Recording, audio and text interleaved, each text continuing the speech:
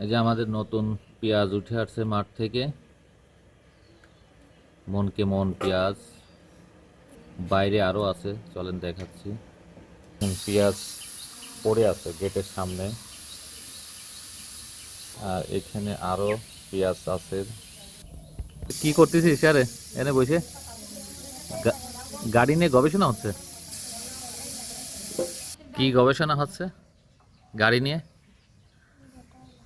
Battery লাগাচ্ছে? বাহ, সুন্দর তো।